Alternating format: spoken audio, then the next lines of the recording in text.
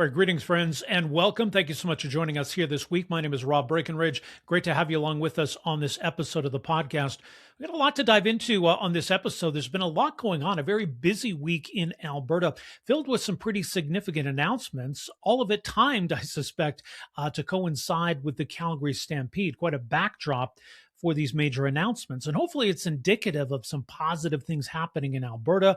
Now, there may be some political fallout in terms of what it means as political victories go for the Alberta government and Alberta Premier Danielle Smith, how that might all impact the referendum coming up later this year, which we'll talk about. But again, I think just the idea that big things are happening, good things are happening in Alberta, also beyond just Alberta, good for the country, I think that's a positive. So we had last week, and we talked about it on the show, the Prime Minister's visit to Calgary, the big announcement about a major step forward on a new pipeline to the West Coast. Now, that was followed up just a few days later by another interesting pipeline announcement. This time it was Ontario Premier Doug Ford in Calgary, alongside Danielle Smith, to announce potentially a new pipeline from Alberta to Ontario. All Canadians deserve a stable, secure, and reliable energy supply. Alberta is ready to provide that stability and be the heart of a more energy sovereign and economically resilient Canada. And that vision is already taking shape as we work to make up for a lost decade of anti-energy policies from the previous federal administration in Ottawa.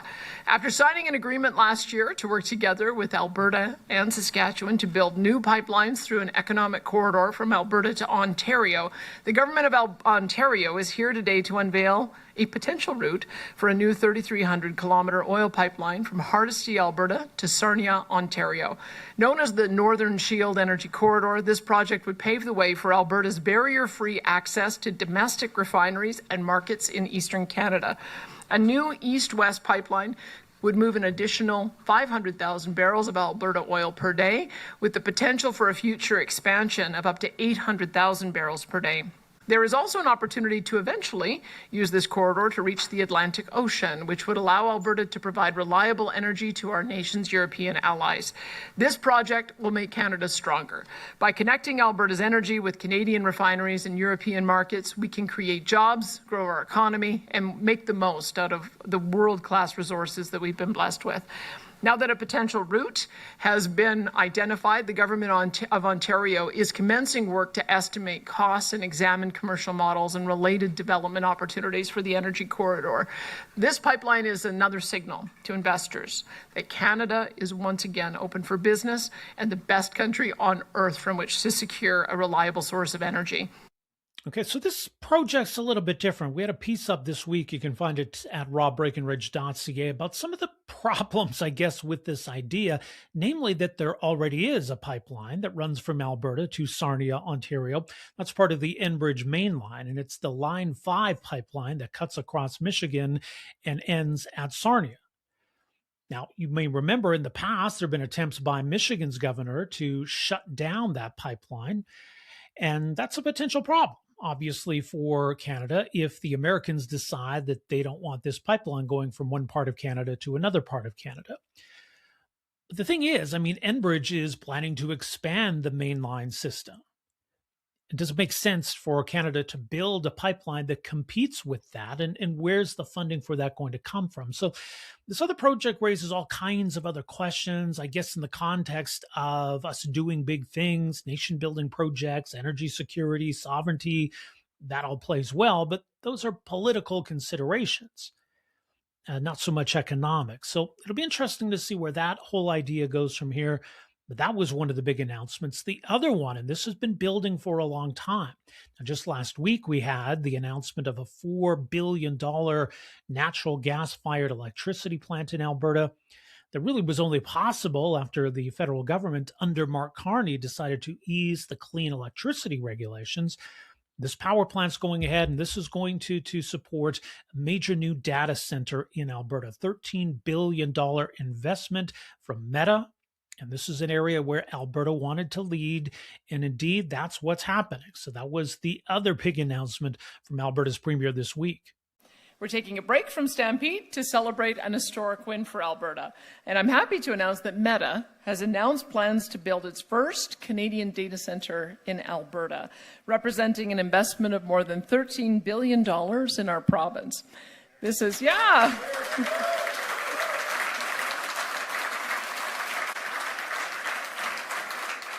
This is one of the largest private sector investments in Canadian history.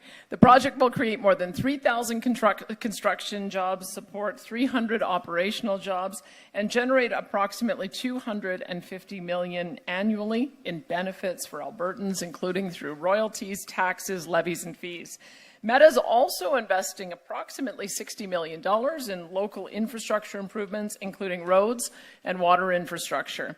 In addition, Alberta ratepayers will see approximately 6% as a reduction in the transmission portion of their electricity bills through Project Greenlight, which is a $4.6 billion, 970 megawatt natural gas-fired electricity generation facility that was announced last week by Pembina Pipeline Corporation, Kineticor, and Morgan Stanley Infrastructure Partners. This facility will generate electricity using natural gas produced right here in Alberta. Okay, and so maybe the first of subsequent announcements to come about these major investments in Alberta in data centers. So that's something I know the Premier has been striving for quite some time. So the fact that this is happening now, I think is another major boost for Alberta and probably a political win for her as well. So what does all of this mean now moving forward as we go into the referendum in October and, of course, the election next year? Now, one of the issues we talked about recently is a question that it appears won't be on the ballot in the October referendum, a question of coal development in Alberta, and a petition attempt to ban coal development in the eastern slopes of the Rockies, led, of course, by Alberta country music artist Corb Lund. And we spoke to Corb a couple of weeks ago. We're going to hear from him again in just a minute. But what also happened this week is Elections Alberta said they've done their review of that petition, and it fell just short of the required threshold to trigger a referendum. Now, in a way, it's almost a moot point because the Premier has already said now it's too late to put that question on the ballot anyway. But she did say this week that she is still open to working with Corb Lund in this group to try to address their concerns. Well, I want to thank everyone for participating in the citizen initiative process. It does always give an opportunity for those who care passionately about an issue to share their views with the public and also share their views with government. I've had a chance to meet with Mr. Lund, and I told him that if his petition was not successful, let's work together on addressing some of the concerns that have been raised. We've already addressed them in substantive ways. We've purchased leases and freehold for over 40,000 hectares in this target area in response to the fact that people want these landscapes to stay pristine. We have also banned mountaintop removal and open pit mining on future development so that we can make sure that we don't end up with potential selenium problems like we've seen elsewhere. And we're also mandating that you have to use the best available technology when it comes to water management. And some of that includes underground mines, which is the case for the Valero project. So we know that this has been an issue for some time. We've responded to it through the various policies that we have. There may be more that we can do, but we'll continue to have that conversation. All right. Well, joining us for more on the Premier's comments on what happened with Elections Alberta, where all of this goes from here, we are very pleased to welcome back to the program Corb Lund, Alberta country music artist, and of course, organizer of the Water Not Coal petition. waternotcoal.ca is the website. Corb, so great to have you back with us here. Yeah. Morning. So like I say, a lot to dive into. And let's just start first of all. So last week, Elections Alberta puts out the word that as far as they're concerned, this petition fell just short of the required threshold to trigger a referendum. What was your initial reaction when you heard that announcement? Well, I've been saying all week in interviews that I was simultaneously frustrated, but not surprised, because this is the latest roadblock in a long list of roadblocks of this campaign. Not just the petition, but the coal campaign for 6 years has endured. What I do want to say, and what I didn't clarify earlier in the week, and this is important, I've been talking about how frustrated I am with the series of events. I want to make it clear. I don't think Elections Alberta is in on this. Like I'm not accusing Elections Alberta of malfeasance. I think I'm upset with how they handled this and how they did their count and how they assessed their verification process, which we can dig into. But I want to make it clear that I don't think that they're in bed with the UCP or anything like that. I just think it was what pressure they're getting from the UCP. I can't comment on that. I also can't comment on the decision-making process that they have. But yeah, there's a lot of, it's getting real heated out there. And I want to make my position clear that I think it was poorly handled by EA, and we're investigating legal avenues with administrative law expert lawyers. But again, if there was stuff that happened there I'm not happy with, it's not because I think that the fix is in on their behalf. I just want to make that clear. Yeah, it's important to clarify that. And I think people need to understand how this all worked. And maybe there's an assumption that you hand over the signatures and they just sit down and count them all. That's not the case, right? So the requirement was to have just under 178,000 signatures, somewhere around there. You submitted to them over 200,000, as I understand it. So once they have those petitions, those signatures, what is it they do exactly? Yeah, this is all new to me because we were allowed to have a lawyer, a scrutineer in the room. So we had a couple doing switching off, and they weren't allowed to tell me this until the process was finished. So I've been absorbing this from a fire hose for the last few days. But basically what happens is the first step is they just do a raw count, and that came to 207,000, actually more than we thought. So that's the first step. Second step is called validation, and that involves finding duplicates, looking for mistakes in how people filled out the forms, missing fields in the forms, that kind of thing. We had a 5% failure rate at that point that took us down to 196,000. And we're not unhappy with that process for the most part. There's a few little things, but for the most part, and that's a credit to our volunteer canvassers, because a 5% failure rate, given the complexity of the ID requirements and the proof of address requirements, and it was a lot of retired people out there canvassing in sleet and snow and rain. So big shout out to our canvassers. They did a really good job. And the validation failure rate proves that. So moving on, the problem that we have is with the verification process. And that's different from validation. Verification is what you've heard about, which involves statistical samples and that kind of thing. So what they do is they don't have the resources, I presume, to call 196,000 people. So they take a sample and they have a script and they ask them basically, is your name Rob Breakenridge? Do you live at 113 Main Street South? Yes. Did you sign it? Yes. Whatever. And that's fair too. Like that's part of Sure. validate or verifying people sign the thing. But the problem is, and I don't know enough about statistics, and I know that statistics is a mathematical career and discipline. So I'm not gonna. I know there was an article in the CBC by a guy from Toronto who had some comments on it. That's. Right. I'll leave that to the lawyers and the statisticians. It seems to me, just as a regular human, that 384 responses were used to extrapolate the results for 196,000 people. That seems low to me, but again, that's not my department. The part that I'm criticizing specifically, our scrutineers told me there was a list of things that they didn't find fair in the room, but one of the biggest ones is the following. It takes a second, but it's worth it. So, as you recall, we've had the biggest privacy breach in the province's history recently, right? We had the voter rolls released, stolen, and whatever it was. So that's fact number one. Fact number two is it says on EA's website, it has for some time, and it's still to this day, at least I checked yesterday, it says there, do not give out your personal information to unverified sources. I'm paraphrasing, but they warn the public about it. Fact number three, a couple days before the verification process, EA sent out a social media campaign and also on their website saying, we're going to be calling you to do some verification. We're going to have caller ID that says Elections Alberta. They called and they confirmed to both of my scrutineers that they weren't able to get caller ID. So people were being called by a random number. And second fact is they also said that they would, in their materials, the agent would be providing a badge number or an ID number so they could tell who they talked to on the staff. That was not done, as far as my scrutineers have told me. Number three, the rules changed in between the Forever Canada process and ours. Theirs was a binary question. Is your name, hello sir, is your name Rob Breakenridge? Yes, it is. Do you live at whatever address? Yes, I do. Did you sign the petition? Yes, I did. Okay. Ours was regurgitative, I guess you'd call it. So in the wake of the biggest data breach we've ever had, in the wake of EA having on their own website, don't give your information to unverified numbers, in the wake of them telling people they would have a caller ID and then not having one, and also not having the badge number provided as they said it would be, they're being asked, what's your name?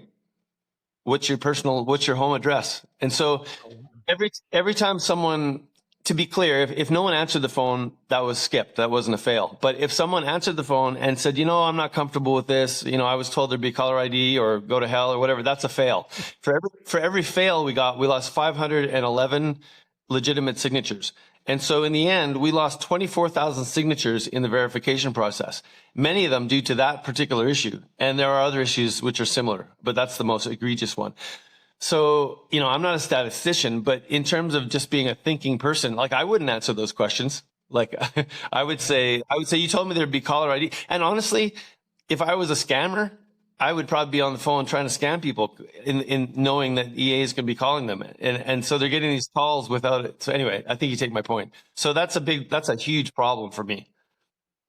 Yeah, and again, just to reinforce the point so people understand it, they take this sample of 384, they come up with this fail rate, and then they apply that fail rate to the whole total, right? So that's where all of these signatures, people might be wondering, well, where did all these signatures go? They kind of vanish as a result of that process then. Yeah, we went from 207,000 raw count to 196,000 due to validation stuff like bad addresses and stuff. That's 5% failure rate. But from 198,000, we went down to 172. And that 24,000 or whatever it is, 196 to 172. So for that 24,000 was all due to the second process, the verification process, which is the sampling extrapolation. And it's not so much the sampling extrapolation. Again, I leave that to the statisticians and the judge, but the way the human, what would you call this, the social engineering part, the way they were approaching people, especially dropping the ball on the caller ID thing in the wake of the data breach, just seems like a big problem for me. Like I wouldn't have, all my friends are like, oh shit, I wouldn't answer that either. So that's a problem. Well, yeah, you mentioned, what the CBC did, and they spoke with this expert at the University of Toronto. And so he took kind of what Elections Alberta was willing to provide. He used, as I understand it, 2 different sampling methods. And what he came back with both times would have put this petition over the top. So you've got how Elections Alberta is doing this. You've got an expert in the field doing it a different way and coming up with a different result. So where does that leave us then here, do you think? Well, I'm trying to be fair about this whole thing. The whole time I've been speaking public for 6 years, I try to be accurate and fair and not be bombastic. I'm going to leave the statistician part to the judge and to the professional statisticians. I mean, I read the same article, and from the sounds of it, the crux of the biscuit is that they have a margin of error. And he was saying they should take the lowest one to be sure, the lowest. Again, that's a whole field that I don't understand. So, I'll leave it to the experts to fight that out. My issue is the human issue of how they were confusing people about the ID and stuff. And there's some other similar ones that we'll get into in the judicial review if we get there. But the next step is, number one, 3 parts. Number one, like I said, we're consulting with experts in that kind of law to see if we have the grounds for judicial review.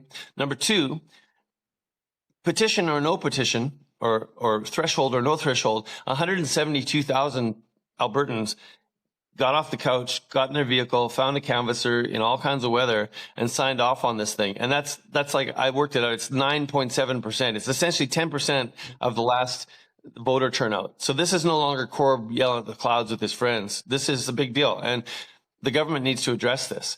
And the third thing is the premier was on the television doing damage control a couple of days ago saying, oh, we're happy to work with Corb on this. And we've addressed a lot of his concerns. Number one, that's disingenuous. It took me literally years to get a meeting with the premier. And I had a meeting with her May 11th and asked her some stuff, and I was very dissatisfied with the answers. So that's BS. Number 2, they're not addressing our concerns, and it's the same playbook they've been using for 6 years. What they do is they say, oh, we understand, we'll fix it. And then they pretend to fix it, but leave big loopholes. Like, we'll fix it except for this mine and that other mine, of course. So I refer her to our question. So if she actually wants to work with me on this, or us on this, that's great. Number 1, put a moratorium in place on all new coal mining activity until this is resolved right now. Number 2, in terms of what we'll accept, we made it real simple. We put a ton of time into our question. I just would refer her to the text of our petition question. Yeah, it's interesting because the premier kind of backed herself into a corner, as we talked about last time, by suddenly deciding that this petition was too late and that it wasn't going to be on the ballot. I mean, if she had just waited, maybe this Elections Alberta thing could have given her a different excuse because I agree. I don't think they really want this to be on the ballots. No, they So don't. if that's the government's position, why is it important to get clarity around this petition, to at least have that statement to show how many Albertans did indeed sign this petition? Well, it's certainly important. Like we're not going to, if the judge rules against us, we're not stopping the fight. Because like I said, it's clear to me that the majority of Albertans don't want this. But if we don't get it, then if we don't get a positive result, then the government's just going to have another stick to beat us with and pretend they have a mandate to do this. But you know what? Did we discuss my meeting with the premier in the last interview? I can't remember. Well, we touched on it, but yeah, I mean, to you, what stood out from that, or what was your takeaway? Well, what I said to her, I said we have two asks of you, ma'am. Number one, please don't mess with our question if we are on the referendum, because we've had it approved by Elections Alberta. We've had 200,000 plus people sign it. Under law, we have to read them the question or have them read it as they're signing. So they knew what they were signing. And Hunter, MLA Hunter, he's one of the ministers. He was in there yipping, saying, "Oh, people don't know what they're signing." And it's like, buddy, EA approved this question. 200,000 people signed it and read the question. They knew what they were signing because they want to take Grassy out, right? They want to take Grassy out of it. We put it in the question specifically for a very good reason. So anyway, the answer that she gave me was, and I pressed her on it. I must have asked her 3 or 4 times. I said, "Will you commit to not messing with our question and using it verbatim?" In the end, her answer was, "No, I don't see why we change it unless it's a legal or financial issue. The whole thing's a legal and financial issue, so you can drive a pickup truck through that." Number 2, and this was the part that's notable to me, is our second ask was, we would like to have the same level of editorial control on the official referendum website as you have on your questions. Because if you read those, she's framed them in a certain way. And she looked me in the eye and said, I'm paraphrasing, but she said essentially, "Well, we have particular outcomes we want on those questions, so of course we frame them a certain way."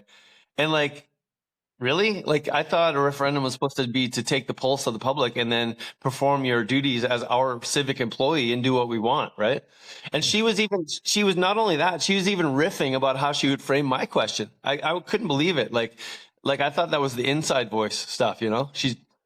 But she said, "Well, we'd probably have to frame it like, are Albertans willing to give up millions of dollars, which could be used for education and healthcare, by banning mining," right? And it's like the breathtaking part to me was the candor.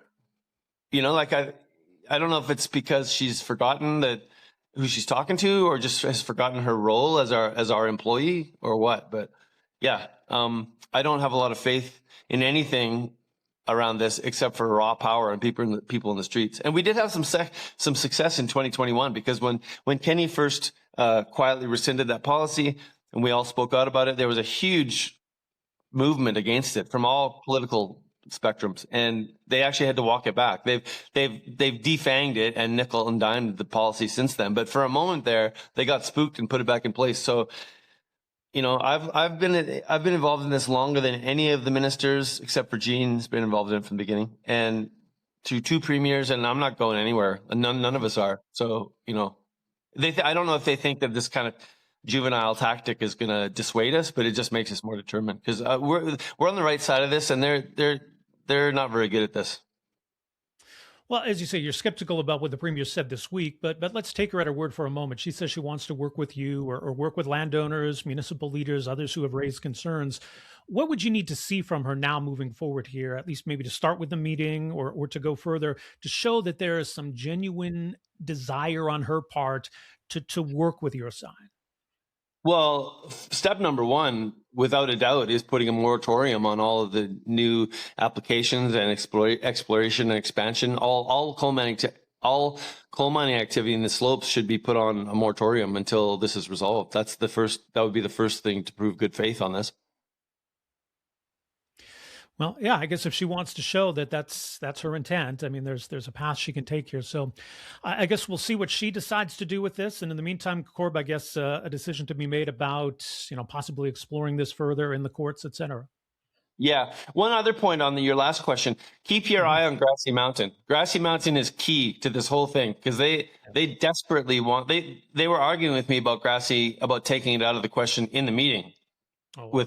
With they were asking me why it's so important, Hunter and Gene, and it's the key to the whole thing because I'm not sure exactly why. I have suspicions. One is I think that I've heard that a lot of the loading facilities will be run out of there, kind of thing.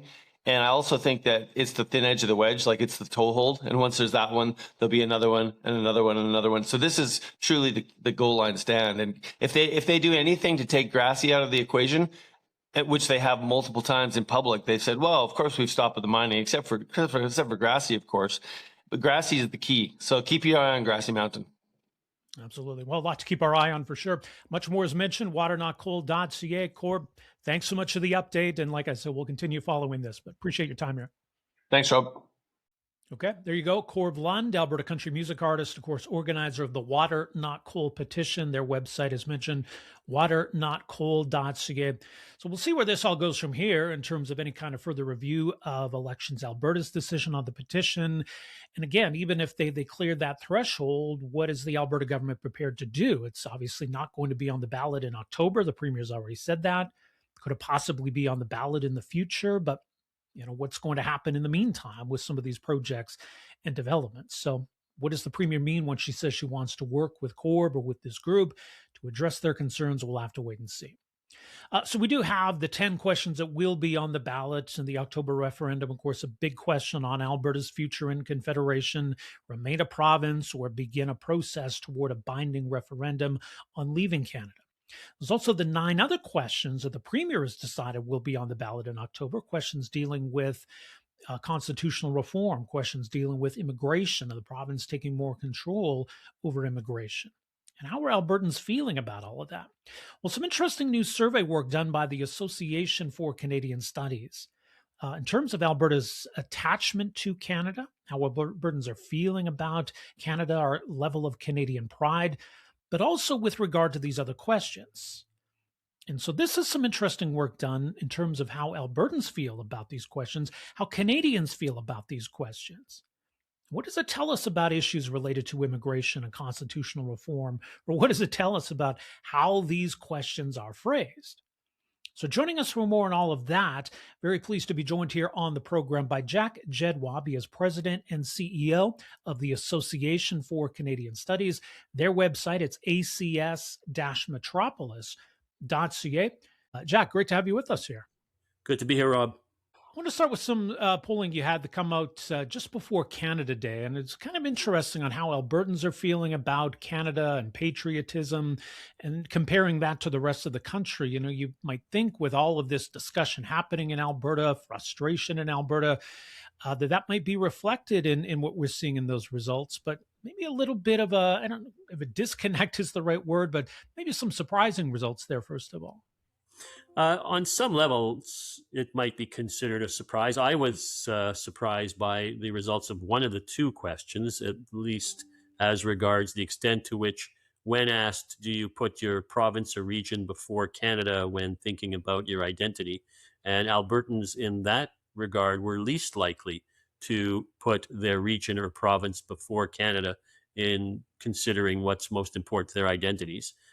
That and a substantial difference in the extent to which they were doing that. One would think that, given all these debates and the extent to which people are being persuaded that Alberta is the priority for them and think Albertan and so forth in terms of choices about policies and programs and so forth, that it would result in diminished connection to Canada or putting Alberta first before Canada. But that was not the case in the survey. And my sense is that some of that may arise from a bit of a desire to demonstrate that there still is a strong attachment to Canada. And Albertans don't see the choice between Alberta and Canada in terms of the way in which the conversation is framed. They feel a sense of attachment to both. And then the other question on pride, they were pretty similar to what the rest of Canada was saying about the extent to which they felt proud of being Canadian, with the exception of Quebec, which is always the case. There's a bit less pride in being Canadian, but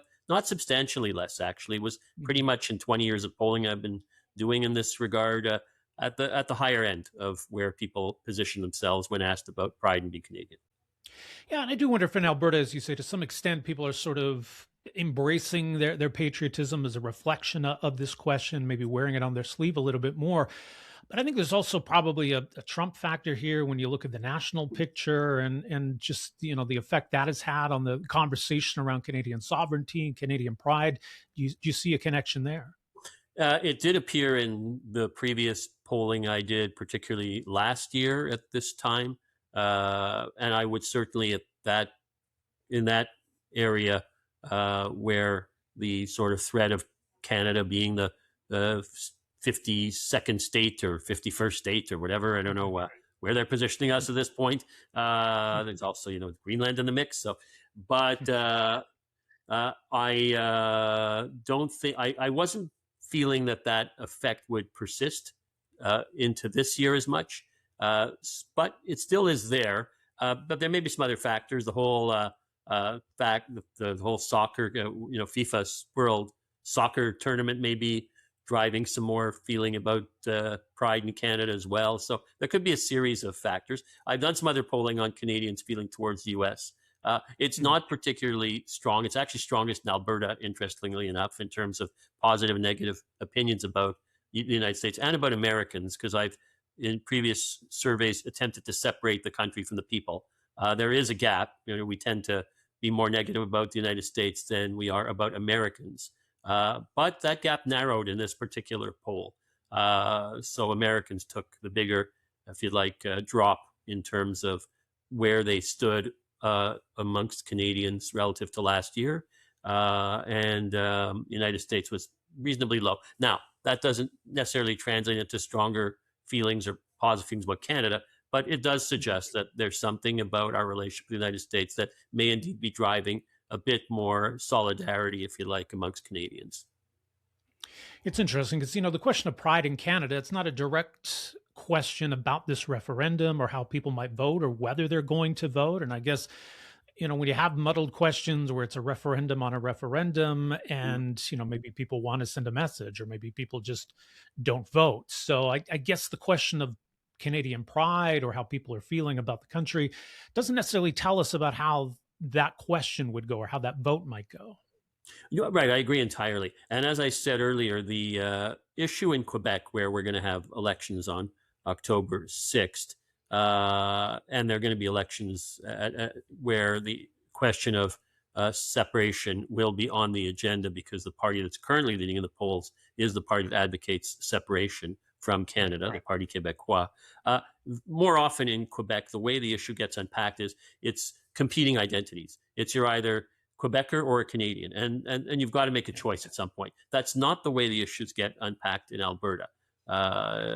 So that's why I don't think Alberta see these identities as conflicting as much as they see resources and resource sharing as being more the conflictual area, or jurisdictions as being more conflictual, as opposed to the sort of existential issue of am I an Albertan or a Canadian?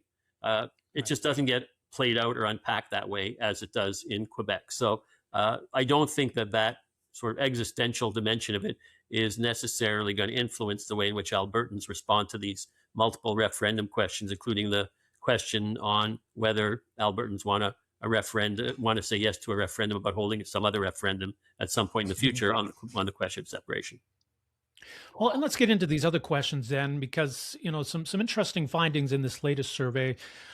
Tell us a bit about where public opinion's at, and also maybe tells us somewhat about these questions too, that deal with immigration, constitutional reform, the sort of broad theme, I guess, of more provincial control in certain areas. So this was interesting. You sort of asked Albertans how they feel about these questions, but then you asked other Canadians and swapped out Alberta for other provinces. What does that tell us? Okay, so Rob, full disclosure. When I did this poll, right, I thought, based on my read of the 9 questions, right, before the number 10 referendum question, that these questions, by my criteria, as someone who's been in the polling sort of industry for 30 years now, these were very suggestive questions. Not all of them, but 7 of 9, basically barely sound like they're questions. They almost sound like they're statements asking you to affirm something that you've described as a statement of fact, right?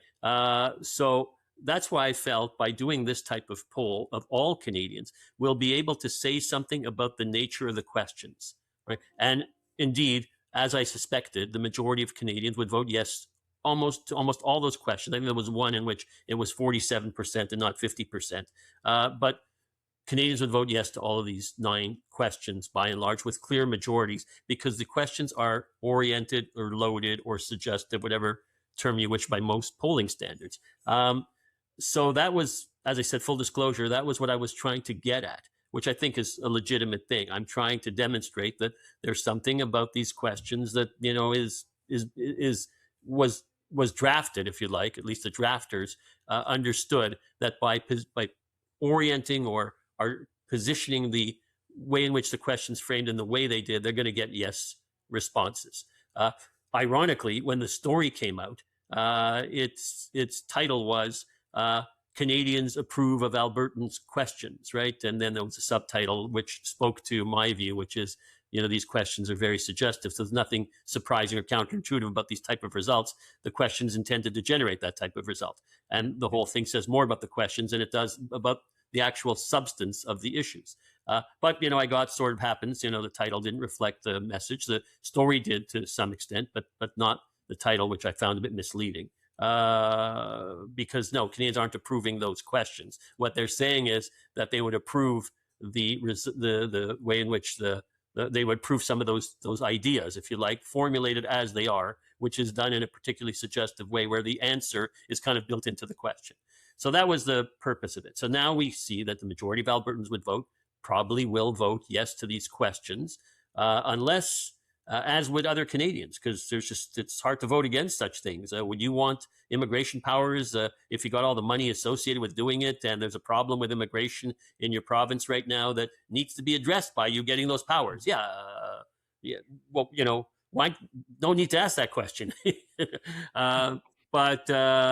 And 7 of those questions are like that. Even the question around the Senate draws attention to the fact it's unelected. Now, it's true it's unelected, but people are going to respond more to the idea of being unelected than the actual discussion about the Senate. It could have been asked differently. It could have been asked about reforming the Senate. But it's saying, should we abolish this unelected thing, the Senate? I mean, you know, you ask about things that are unelected, you know, people will be inclined not to support them in a democratic framework. So that's it. So the title didn't match what the issue substantively that I was trying to raise as an important conversation that needs to be held, but we'll have to see, you know, what this all implies. Well, it's interesting because I mean, the Premier herself has acknowledged they have a preferred outcome on these questions. She wants a mandate. I think they want to start to legislate or hopefully start conversations around these issues. I think by design, you're right. I mean, they are intended to push in a certain direction. Does it tell us, though, anything about how Albertans or Canadians are feeling about any of these issues? I know we've seen a shift maybe in how Canadians are feeling about immigration, for example. To what extent do these poll results reflect that? Well, it's hard to say because the questions aren't neutral. So if the questions were neutral, we'd get a much better idea of what Albertans are feeling or not feeling. In this particular case, what the Premier and those people who advised her and drafted these questions are trying to do is give themselves a mandate by orienting the questions in a particular way. It's a tough challenge for the federal government because it creates potential precedent where other provinces may feel, hey, if I want something, I just have to go to my electorate with a funky type of question. And then I'll go negotiate with the federal government on the basis of a purported mandate I have arising from this consultation. I don't know that if I were the federal government, I'd give this thing more consideration than it deserves. But, you know, there's a bit of, as I said in this news story, there's a bit of a poker game in this thing. Because if the federal government chooses to ignore this whole thing, which so far it looks like it is, then it's sort of tacitly conceding that it's, fair game to do this. On the one hand, if they say something across the period prior to the referendum, along the lines of, hey, these questions are oriented in a particular way, and it's hard for us on that basis to engage in a serious negotiation, then the risk is that they'll encourage Albertans to vote yes because there's nothing at stake. In the same way that on the referendum question, the whole sort of idea is hey, there's nothing at stake at this point. We're just asking your permission to hold a referendum at another point in the future, at which time you'll, be able to vote on the core issue. These types of, this type of politics, is bordering on demagoguery. I mean, and so frankly, I don't know how serious I would take it, even though it's serious. It's serious politically, but in terms of a mandate to negotiate, this creates all kinds of precedents that governments will need to consider going forward in terms of negotiating out some of these issues. And on the immigration issue, which is an issue I know reasonably well, it's actually it's the wheelhouse of my organization. I don't think Albertans are being given a really clear idea of what's going on in immigration in their own province, at least in terms of the way those questions are framed. Alberta's had a lot more say in terms of the types of immigrants they've received. And Alberta's demography is a lot more complex. It's been is it that there are too many immigrants? It's very confusing. Is there too many or too few, for not the right type of immigrants? Those are all things that can be discussed further. And Alberta's been the big winner in terms of interprovincial migration, which I don't think you can separate out from this issue. So this is a much more complex issue than is being described in those referendum questions. But I don't think they lend themselves to having a meaningful debate about this, right? Because those questions are very directive. They're trying to direct you towards a particular outcome. And it's a challenge for the Federation. I agree. Without diminishing, Western alienation, it's a longstanding phenomenon, or, the feeling of disempowerment amongst a lot of Albertans and other people in Western Canada, including Saskatchewan. Those are issues that we can't be ignored, and we need to address them and continue to address them. That's part of the sort of dynamic of the Federation. But I don't know if this is the best way of doing it.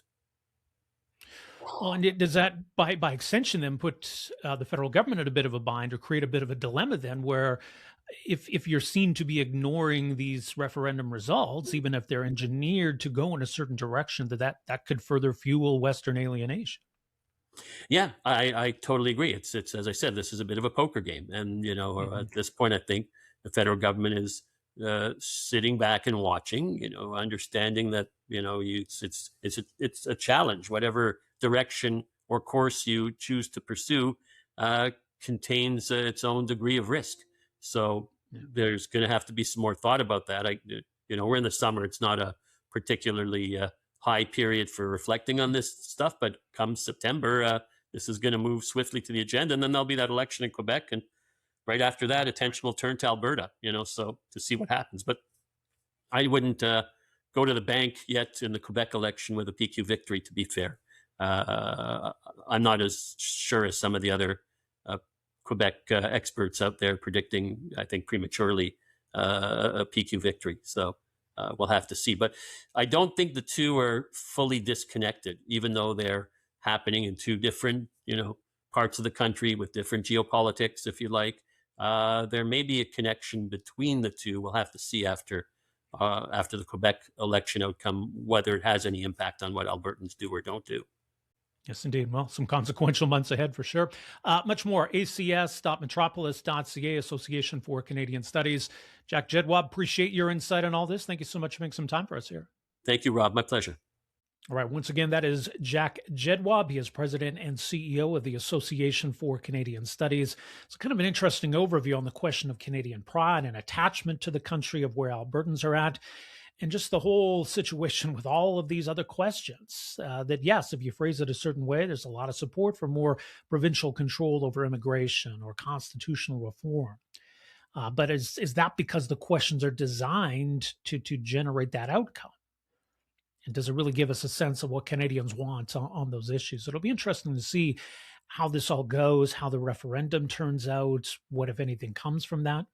I mean, I think the Alberta government is pretty much set on trying to push for more provincial say over immigration, maybe to generate some conversation around constitutional change. But, that means not just the federal government, but getting other provinces involved. Is there an appetite for that right now? What's the end game too, right? What is it we're trying to achieve, and how is it better for Alberta and for the country?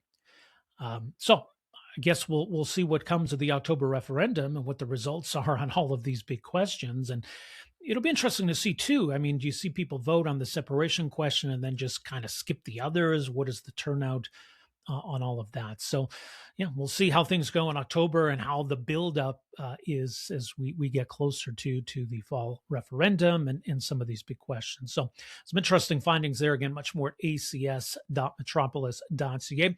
Our thanks as well to Corb Lund, waternotcold.ca, and we'll see what happens in weeks ahead with regard to that whole petition and what's happened now with Elections Alberta, the Alberta government's approach to those specific issues. Anyway, we're going to be away next week, so we'll be back later this month with a new episode of the podcast. In the meantime, you can find us again, robbreakenridge.ca, our YouTube channel, Rob Breakenridge Show. Of course, you can find this podcast on Apple Podcasts, Spotify, Amazon Music, and other podcast platforms. Really appreciate you joining us here this week. Thank you so much, folks. We'll talk to you again soon. Take care. Hey, folks, thanks for watching and listening. You can find us at robbreakenridge.ca. Also, make sure you hit that subscribe button below and stay connected with The Rob Breakenridge Show.